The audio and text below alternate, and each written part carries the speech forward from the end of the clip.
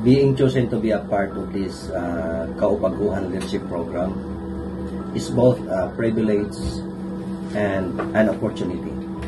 Personally, it changed my outlook towards people management.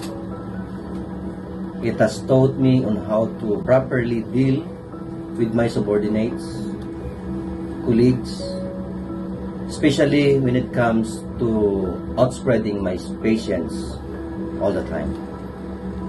It has changed my paradigm when it comes to how I execute my accountability as an employee of TOL.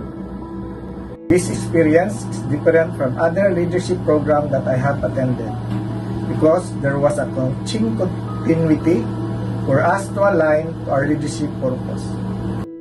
I learned a lot from our series of conversations. That's why I have enumerated 5 important things.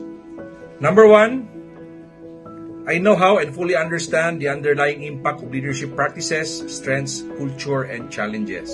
Number 2, growing collectively and being collaborative is an essential tool in preparing the people towards navigating with the changes.